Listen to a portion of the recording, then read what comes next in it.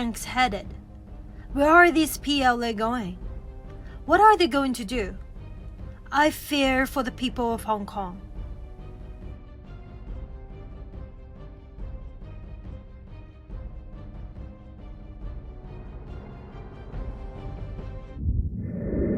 The big thing is tomorrow and the day after. Friday, Saturday, Sunday, and Monday. My friends in Hong Kong realized and believed Wengwe's words. Many of them were the mainland police, People's Liberation Army from mainland, and they were convinced about this fact. They also went around the corners to force through this evil law, and they also knew that they had set up plans and tried their best to take measures against Hong Kong's compatriots on the street. And the Hong Kong people know that the Hong Kong police and the People's Liberation Army are getting to the bottom of things, including threatening our warrior friends in Hong Kong, those who parked their cars on the roads that day, and persecuting them. Now, I have asked these EU countries, the United States, what does it mean if he sues these trucks? What does it mean? If the law doesn't apply, is that a terrorist organization?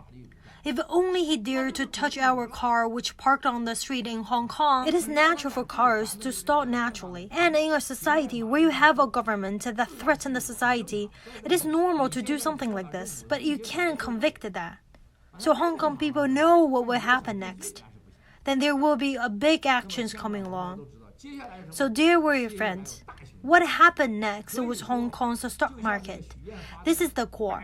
And as long as the Hong Kong dollar could not hold up economically, it is game over for Hong Kong. The second core is whether the operations on Friday, Saturday, Sunday, and Monday can make Hong Kong's electricity, water, and transportation completely stop the People's Liberation Army from coming in, and completely stop the fake police from killing students and the elderly in Hong Kong. Can we find it out the fake police, fake PLA in various hiding places in Hong Kong, including the barrack? If the People's Liberation Army and the fake police attacked all the compatriots in Hong Kong, it means a comprehensive challenge in humanity, law, and human rights all over the world. Americans will take urgent action soon. I tell you now, if you have the courage, Friday, Sunday, you dare to park your car in the middle of the road, stop this fake police, fake PLA. We cannot endanger other people's safety, must not endanger the public safety. You will be a great man in history to prevent a bloodbath like the one that took place on June 4th, 1989. That is everyone's responsibility. Otherwise, you cannot explain to our posterity.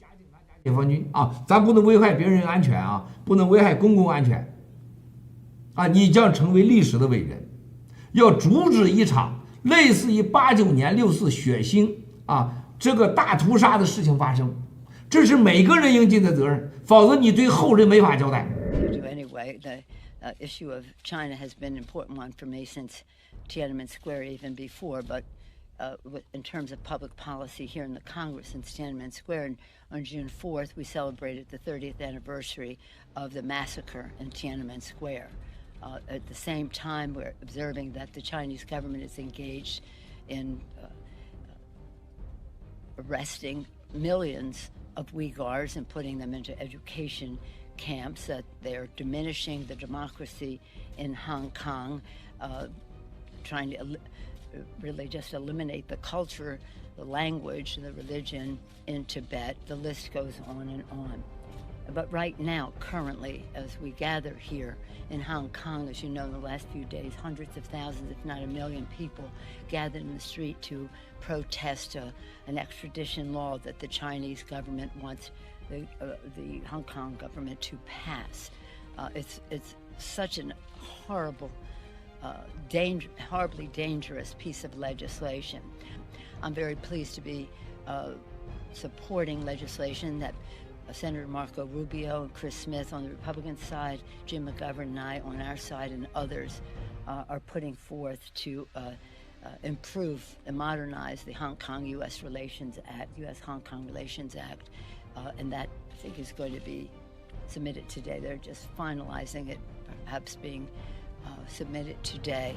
But this is so wrong, and I do hope that the president will speak about human rights in China and freedoms in China when he talks about trade with the China. I would anticipate that if that law were to go into effect, there would be additional advisories to Americans about the threat they would run of having China try to reach and pull them in. We've already seen what Beijing is willing to do to punish, for example, Canada by using baseless charges against Canadian businessmen as leverage. So I would fully expect that the State Department, we've asked them, talked about that, and I would fully expect they would update their advisories to warn of that risk. And I should have reevaluated because, frankly, its special status would be threatened. It would increasingly become under the control of the government in Beijing, and more importantly, it would be harder than ever to make the argument that they have any sort of autonomy when Beijing can reach in and get them to change laws of that magnitude where they're basically legalizing kidnapping.